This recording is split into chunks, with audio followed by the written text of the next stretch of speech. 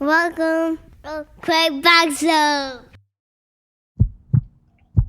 Okay, welcome to Katie Black Show. This is one of my first YouTube videos coming live from wherever. I am with my friend Gerald, or some of you may know as ARIEL RIMM.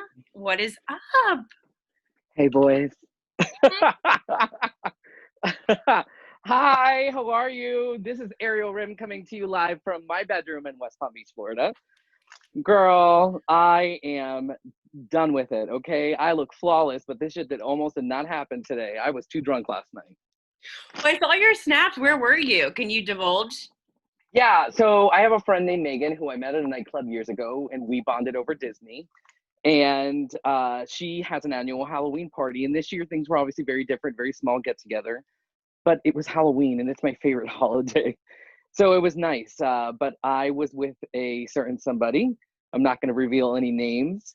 This person is someone who I very much care for.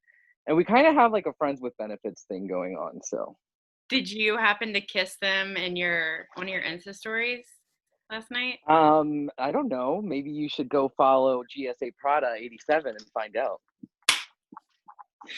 Well, first of all, tell us. I don't know how anyone cannot tell, but tell us who you were dressed as. If these don't give anything away, obviously I'm not very stretchy because the leg didn't go up. It kind of went and did like, one of these moments. Ginger Spice. I was obsessed with the Spice Girls as a kid.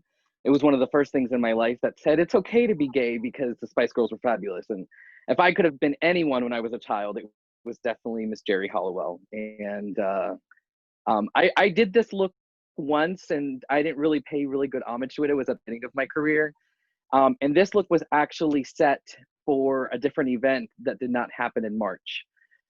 So it's been sitting there. And when you said, let's talk, I said, girl, this is the perfect opportunity, to put on the Ginger Spice drag and say, hello, boys. How are ya? You look fabulous. I know I'm like, shit, I did my makeup because I have obviously with COVID, I'm, 80% of the time like inside, but I'm like, honey, I look like, I'm going to like a sleepover over here. um, this took some time. I've been getting ready since I want to say like 1 o'clock or something like that. But I took my time. I had a little bit of smoke break. Mhm. I did not eat lunch. I should eat something. I am starving. Dude, I Um, didn't eat either. uh, girl, I had a mustache before this that had to come off. My chest hair is only shaved like here, so that way you can't see any of it below this. So I get it. You look I get it. you're magazine ready, but Thank you.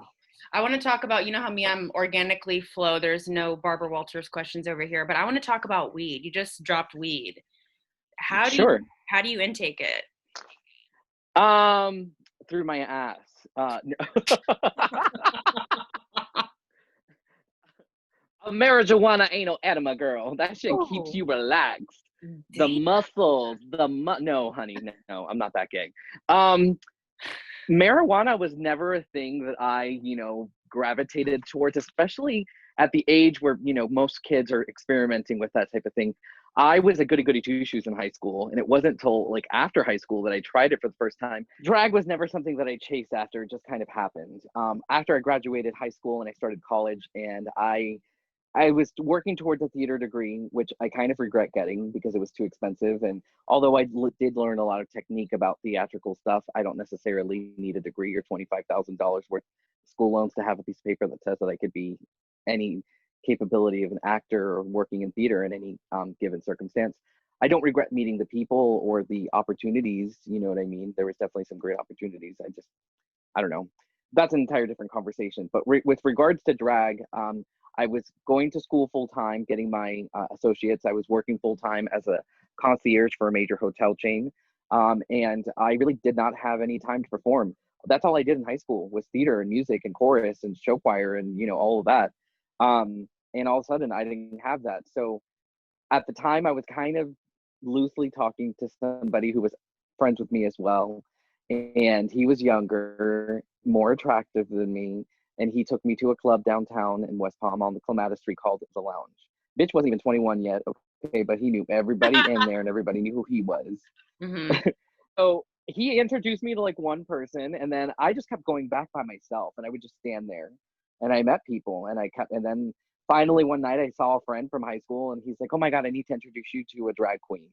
That drag queen's name is Nicole Sapphire, a local legend from South Florida, and Nicole was the first real person that I had seen drag shows before that, like in high school, but it was just odd to me. I was like, I don't get it. Where the put their penis? Like what if they have a penis? In today's world, we have so many different types of genders, but it was very odd for me to experience. And then I realized I'm like, I can do this. Like I think I have the know-how to be able to do this.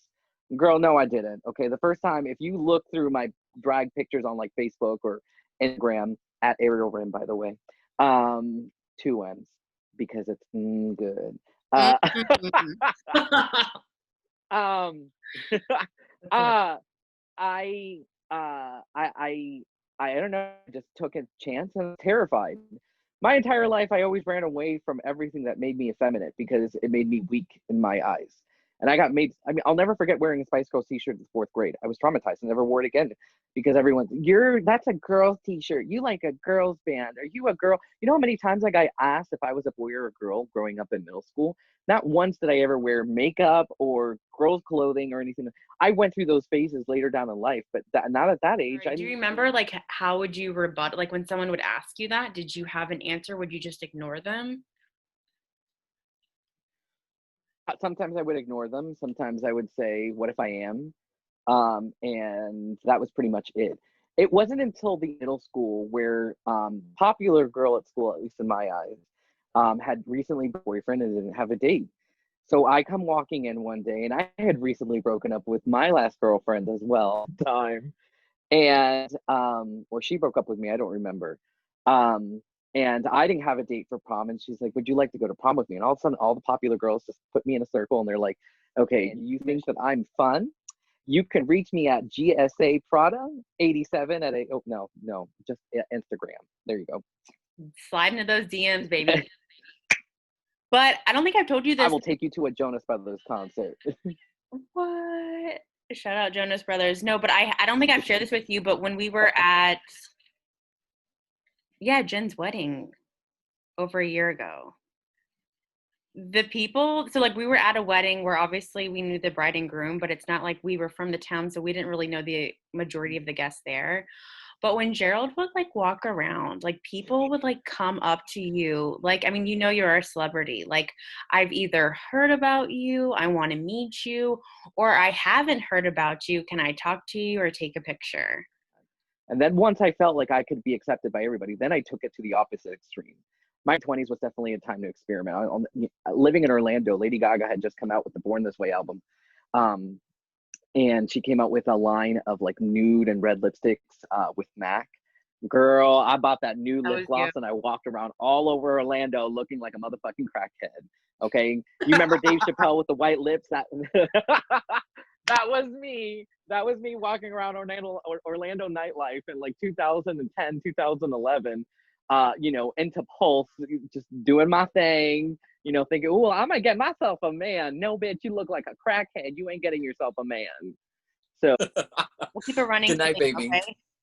Mwah! Bye. Bye.